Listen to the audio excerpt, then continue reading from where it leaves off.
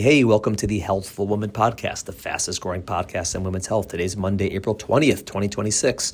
Today and next week, I am redropping the podcast I recorded with Dr. Tracy Agnese, who is a terrific pediatrician and a lot of fun to talk to. You're really going to enjoy this if you haven't heard it yet. Today, we're going to talk about the first few days of newborn care right after birth.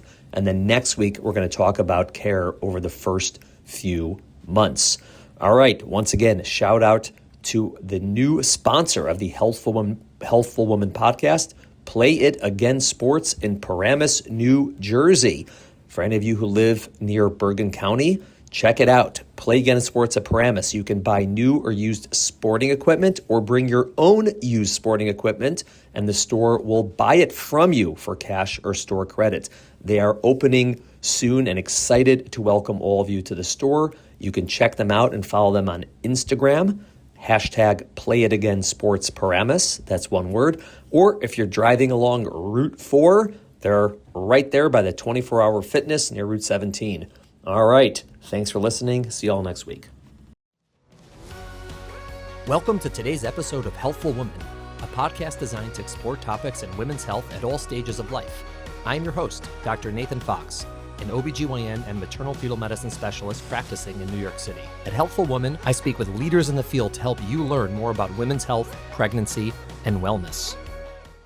All right, I'm here with Dr. Tracy Agnese, who is a wonderful pediatrician on the west side of Manhattan in the practice called Pediatric and Adolescent Medicine, which is very descriptive. Yes, not general at all. Excellent. And Tracy, of course, is an FOM, a friend of Melka, which is how we got connected. Thank you for coming in. Thank you for being on the podcast. How you doing? Good. Thanks so much for having me. I'm so excited. This is wonderful. So we were in touch before by email and we spoke, and we sort of had a very similar realization that there's information that we want people to have.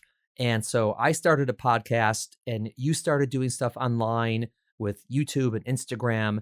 And this is the confluence. This is where it all comes together. Perfect. Yeah. Excellent. So tell us, what exactly are you doing now online? Yeah. So I started with a YouTube channel where basically I just want to give information to new moms about how to take care of their newborn baby, but also really importantly is how to take care of themselves as a new mom. Ooh. Because I really feel that gets so overlooked. And so it actually started with something that I had like 6 years ago after I had my first daughter, and my sister, who I'm super close with, was living on the other side of the country at the time. And she had her first about 8 months after I had mine. And I wanted to give her advice, like as a pediatrician and as a new mom, but also as a sister, and like take care of yourself this way too. And so I never did anything with it until recently when COVID hit and I had a little more time on my hands. But as a new mom, I had a harder time than I thought I would. Like as a pediatrician, I thought, oh, okay, it's all going to be fine. I didn't really think much of it, I guess. So I was pretty shocked by how hard it was to take care of a new baby, and to try to still find and take care of yourself during that transition. So I focus on that. Yeah, I was either smart enough or stupid enough to have all of our kids before I became an MFM. So I didn't really know anything, which is great. So I never thought it'd be anything. I don't think I thought at all, maybe ever, actually. So how do people find you? What is your YouTube channel? Yeah, so if you go to my website, tracymd.com, then it has a link to my YouTube channel and to my Instagram account. On Instagram, I'm babydocmama. Tracy MD, that's it? Yeah, that's it, tracymd.com. You got in early. I know, and I TRACEY, and I was like, yeah, I should buy the domain without the E too. So did you? I did, yeah. Oh my God, that's amazing. Just, just in case. Just in case. So, and how have you found that so far? Because it's a total change in paradigm for us. Like we're so used to doing it a certain way, and everything's through like writing and reading and articles and books and stuff, or talking to patients. And then when we start doing something like this, where you're recording your voice or your face or a video, it's like jarring in a way. How did you find it when you started? I find it so much more fun than I even thought. Yeah, I started recording and I just pressed record and said, I'm not even gonna have to use this if I don't want, to just let myself loosen up and start talking. But Once I started doing a few of them, I just kind of pretend I'm talking to a friend or, patient in the exam room. And it is funny. I hear my voice differently now than I did before, because now I listen to myself when I'm editing these videos, and I feel like I hear myself so much that when I'm talking out loud in person, I hear it differently in all my, intonations and stuff I never really paid attention to. It's very apparent now, but Right. it's fun. I'm having a lot of fun with it. It's also interesting when you podcast to listen to yourself on 1.5 speed. Oh, yes.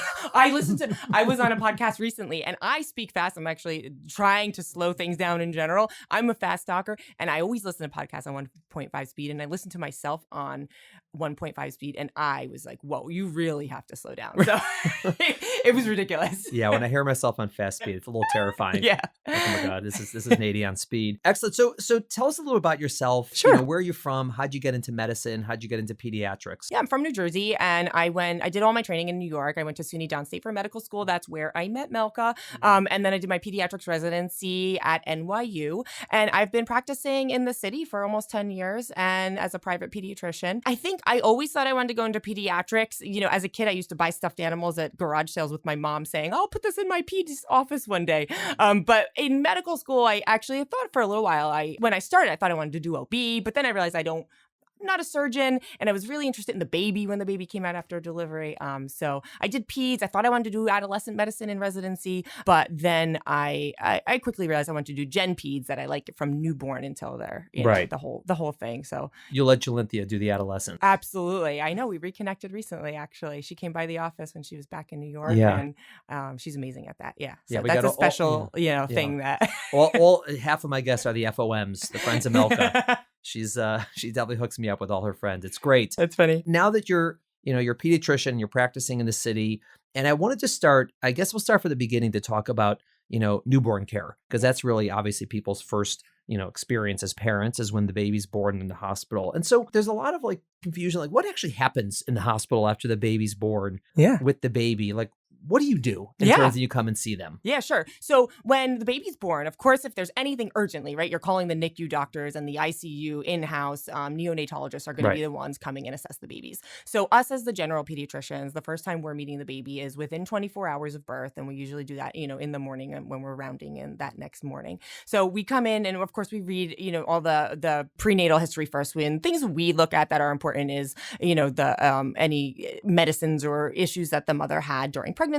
And we always like to know the GBS group B strep status of the mom. And we like to look at the blood types of the mom and the baby to see if the baby is a setup for jaundice or not. That's one thing, those are some of the key things in the chart that we're looking at, and, what type of delivery it was and all that. And when we check the baby, I think all of us kind of do it similarly, where we go from head to toe. I think that's kind of how we all think about it. So, we're feeling the head and we're feeling the fontanelles and the sutures, making sure everything's in place. We're looking at the baby first, actually just making sure that everything looks symmetric and normal as well, making sure that the ears and the eyes and the nose, that the nerves are patent and that everything looks like it should. In the mouth, oftentimes we'll put a finger in the mouth of the baby, assess the baby's suck, make sure that there's the palate is okay, that there's no cleft palate. We look at the tongue, underneath the tongue, the frenulums, make sure everything, anatomically is okay there. Then we'll usually feel the clavicles and make sure that there's, nothing that feels that it's broken, that the arms are moving symmetrically. We check the hands, of course, 5 fingers, 5 toes, and make sure everything looks correct there. Of course, we listen to the heart and the lungs, make sure the lungs are clear, make sure the heart sounds, that there's, no concerns there. We feel the baby's belly, make sure that there's no, masses or anything that we would be concerned about in the belly.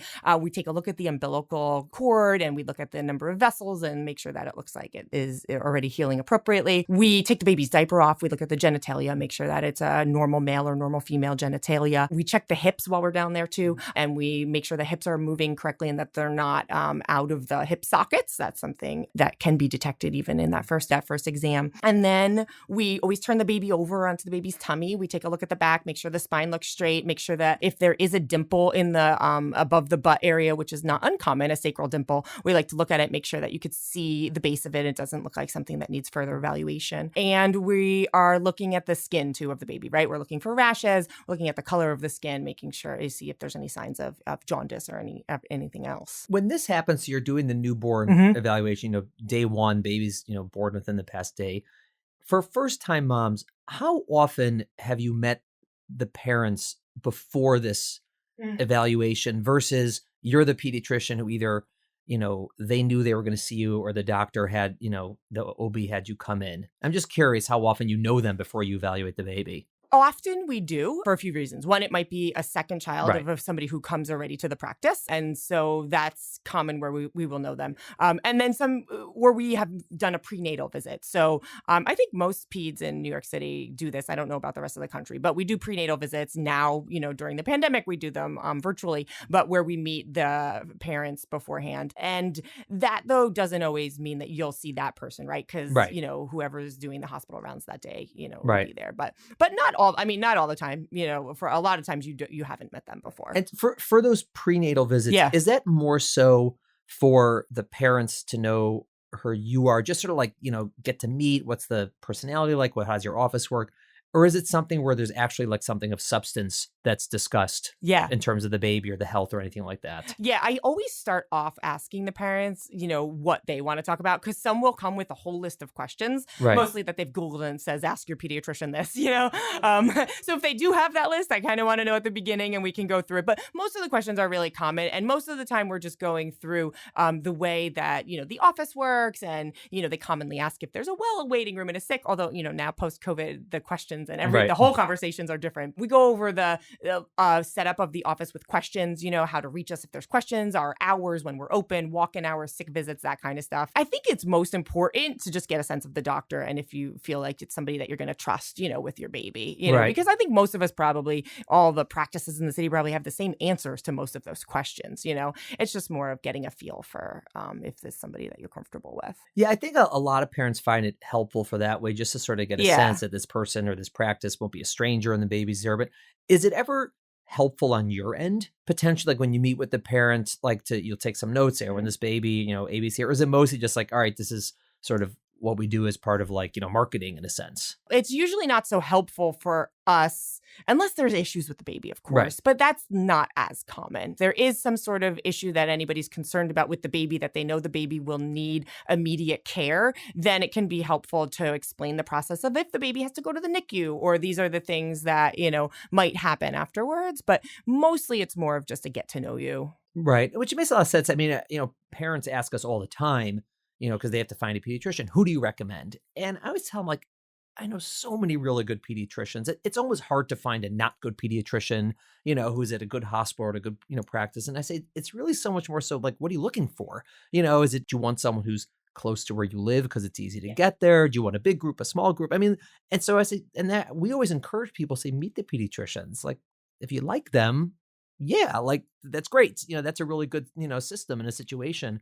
And it's not like, oh, this person's the best doctor in the world. They know so much more than everybody else. It's rarely that, unless there's a specific condition or something like that. Yeah, I think being close is really important because you go to the doctor a lot in the beginning. That is something we usually always cover as parents ask about. And I like to go over is the frequency of the visits in that first year of life. They like to know. And it's important to be close because you are going to be at the doctor a lot, especially in that first month, of life. You might be coming back in a day or 2 days or, often in the beginning. So it's important to be close, and it's important to feel like it's somebody that you can ask these, questions to that might be, you might feel silly asking. You don't want to feel silly asking, so it's somebody that you feel comfortable with. Right.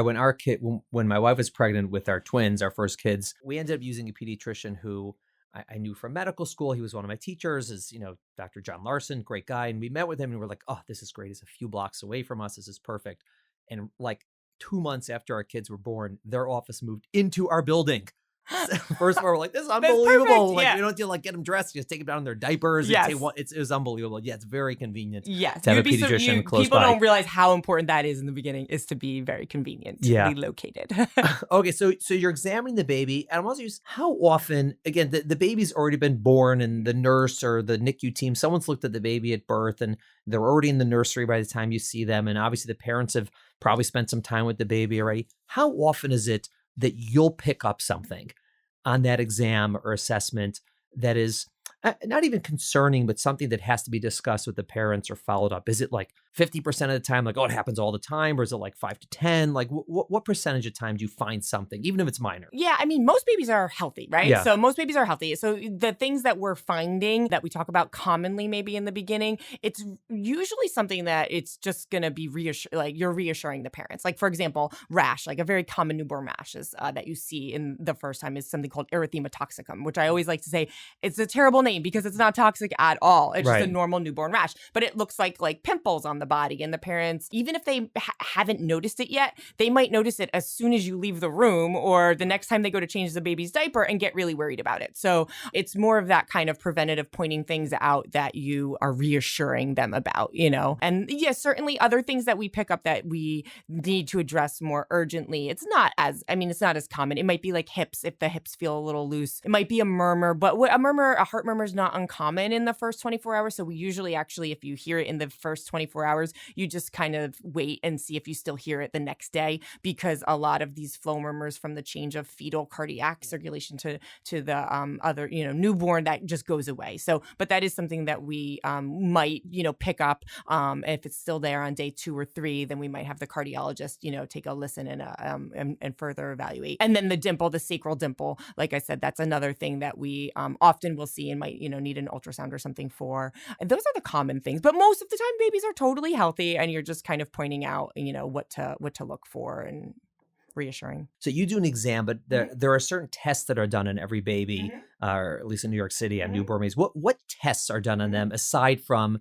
an examination by one of you? Before they leave, the nurses will do a newborn screening test, which is a blood test. They prick the heel and they send that off to the state, and it tests for, 40, 50 different sorts of metabolic and all different, congenital and diseases and stuff. So that takes about 2 weeks to come back. So the nurses send that off. Every baby gets some sort of assessment of the level of jaundice, right? So jaundice is a baby being yellow because there's too much bilirubin that's being built up in the blood. Bilirubin is normal in all of us because you have red blood cells that are constantly turning over, and bilirubin is a byproduct of it. But there's a lot of reasons why newborn babies in that first, week of life have higher bilirubin, because they have their livers not just mature enough to get rid of everything yet. They also have shorter red blood cell lives and turnover. And they also sometimes they're a little dehydrated, which we can talk about too, because babies lose weight. And so there's reasons why their numbers go high. And there's literally a nomogram of per hour of life, and every hour and what number would cross the threshold as being too high for that baby at that hour of life. So that's a really big part of the beginning. So the babies will either get assessed by there's a screening tool, almost like a forehead temperature thermometer, same kind of thing that the nurses will do to get an assessment of the bilirubin. If that crosses a threshold, then they might need to follow that up with a blood test. So some assessment of bilirubin. Hearing screen is something that's done by the nurses before as well, making sure, check for congenital hearing loss. Kind of newer, more recently in the last few years, is a congenital heart disease screening, where the nurses check the pulse oxes, so the oxygen levels, of the babies in the upper and the lower extremities, to make sure there's not a discrepancy that's concerning for a congenital heart disease. Okay, so those are the tests that are routine. I would assume most of them are usually normal, except the bilirubin's one that frequently we're chasing for a while. Right. And the yeah. hearing screen is not infrequently abnormal, because there's so much debris in the ear canals, and like stuff from just amniotic fluid that kind of stays there. So sometimes babies will, not pass that in the nursery. And then that's something that we actually in our office, we have the machine and we can test it, again, in your first or second visit. I like you said not pass instead of failed. Yeah, my third failed her hearing test, and she had loose hips. Oh, all the things. She's a disaster. Yeah. But she's amazing. She now has wonderful attached hips, and she hears beautifully. Yeah. She even listens in addition to hearing. She's a great kid. And then are there routine either medications or vaccinations that are given to newborns in the hospital? The hepatitis B vaccine that's given to babies in the hospital by the nurses. There's the vitamin K shot that's given. There's the eye ointment that's given for prophylaxis as well. I think that's it. There's no other vaccines that are given in the beginning. Right. Now, does everyone get the hepatitis B vaccine in the hospital? It's offered to everyone, but not required. Right. So if you don't get the hepatitis B in the hospital, then you can get the first dose at your pediatrician's office. Got it. But it's recommended by the academies that everybody gets it in the hospital. Right. And what kind of things would delay a baby from going home at a normal time? Like, what are the common things? Obviously, if the baby's like ill, like there's a, and they know about this forever, but what are the types of things where like, oh, we have to keep the baby another day that, parents should maybe be on a lookout for, that it might happen, but it's not always a big deal? Yeah. So that would be jaundice, that might keep you there, because if that level does cross the threshold, the bilirubin, then the baby needs treatment, which is going to be phototherapy, which is lights, like a tanning bed. So that would be a reason that the baby would stay. And then if there's any concern about infection, then the baby goes usually then to the NICU and might need a further workup, or maybe 2 days of antibiotics while you wait, to see. That's it. I mean, most of the time, they're not really staying longer for other reasons. In my experience, the babies usually only stay longer if the mom needs to stay longer. Yeah, exactly. Because they don't discharge the babies without the mother. Right. Yeah, baby can't get home. Right.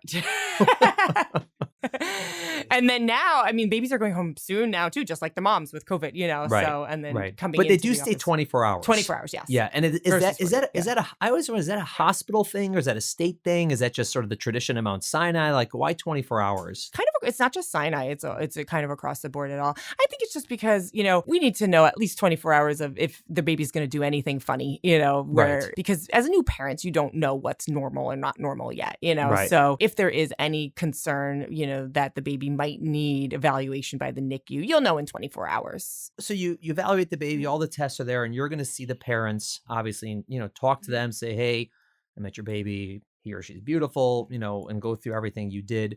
What are sort of the top 5 things you tell them? You tell everybody automatically before they go home from the hospital. And let's go through them one by one. Like, what are the things you want them to know? Sure. Yeah. So the first thing is feeding, right? So feeding the baby is the focus of the first few weeks. And so I like to talk about that. If they want to breastfeed, then we go over the frequency, of feeding the baby. Once you leave the hospital, you want to do every 2 to 3 hours. I always like to tell them it's from the beginning of one feed to the beginning of the next is how we count it. You want to feed both breasts each time. I usually tell them to do each breast for 15, 20 minutes and then switch to the other one. And I let them know that babies lose weight in the beginning, and we expect that, and that's okay. So we we allow up to like 10% of birth weight, and we expect them to lose that. And then we like to see them to start gaining weight by about days 3 to 5 of life. Besides feeding, we talk about pees and poops, right? Because that's another way to know, besides the weight, if the baby is getting enough in, is by what's coming out, right? So always go over what to expect. So on first day of life, on day 1, you want 1 wet diaper in 24 hours. On day 2, you want 2 wet diapers in 24 hours. Day 3, 3, day 4, 4, day 5, 5. And then after that, you are having 5 or 6 wet diapers a day. And the poops, I always like to tell them, it's really not about the number, but it's more about the consistency, that it starts off as that, that first poop is that thick meconium poop. And then after that, it starts to get a little more thin and runny and lighter.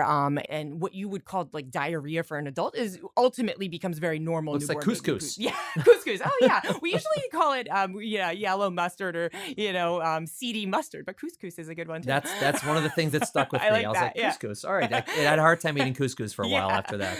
Yeah. So we like to talk about what to expect with that, pees and poops for the baby. And I always like to talk about, when to call the doctor if you're concerned, which will be if there's a fever, you in those first 2 months of life, you do want to call the doctor. So I always tell them though, you don't have to go checking the baby's temperature all the time. You're holding the baby, and if the baby feels like super hot, like really burning up, or if the baby is really acting different, although when you're first taking your baby home, you don't know what different is yet, because you haven't even, know what your baby's normal is. But, if you can't arouse that baby to feed for, a feed or 2, or there's anything that you're really concerned about, unclothe the baby, let the baby acclimate to room temperature for like 10 minutes, and then take a rectal temperature. And that's the only accurate way to do that in the newborn period. And if it's 100.4 or above, you certainly would want to call the doctor. Right. And when that happens, is it usually okay and everything's fine, or is it really alarming if there's a fever? Usually things are just fine, but babies don't have, they can't tell us if there's a problem. They also hard to know if they're sick. And so that is really one of the actual signs that you have. Most of the time it winds up being fine, but while you're waiting to make sure that it's fine, sometimes the baby might need more of a workup, or not, to see. So, and that's one of the reasons that a lot of people are sort of squeamish about having a lot of visitors around their newborns. It's not that they will necessarily get the baby sick, but maybe they'll give the baby something that'll cause a slight fever, which Mm-hmm. will cause a whole cascade of tests to make sure the baby's not really sick. Exactly. Yeah. Yeah. Interesting. And the Okay. baby doesn't have the immune system really yet at all to fight off anything. And the baby doesn't have, the first set of shots, although it's really more of exactly what you said. It's you don't want to have to go through that whole workup for Right. a little fever. After their discharge, when is the first time you normally see them in the office? In a usual situation? Is Yeah. it like 2 days later, 2 weeks later? When is it No, normal? it's usually a few days. So it can be anywhere from 1, 2, or 3 days is usually, maybe 4 days. It's within those first few days. And that's to assess what? When you see them, just to check their weight and everything? Or- Mostly it's the weight and the bilirubin and feeding, making sure feeding is going okay. Make sure the baby is either, not losing too much weight or gaining weight, and then checking in if we need to check the bilirubin. Those are the big things we look at in the first visit. Wow, Tracy, that was an amazing review of care of the newborn from the time of birth through discharge from the hospital and the first visit. And I'm really looking forward to doing another podcast with you right away about newborn care from that point through the first few weeks and first few months of life. Thank you so much. Thank you for listening to the Healthful Woman podcast. To learn more about our podcast, please visit our website at www.healthfulwoman.com. That's HEALTHFULWOMAN.com. If you have any questions about this podcast or any other topic you would like us to address, please feel free to email us at hw@healthfulwoman.com. Have a great day. The information discussed in Healthful Woman is intended for educational uses only and does not replace medical care from your physician. Healthful Woman is meant to expand your knowledge of women's health and does not replace ongoing care from your regular physician or gynecologist. We encourage you to speak with your doctor about specific diagnoses and treatment options for an effective treatment plan.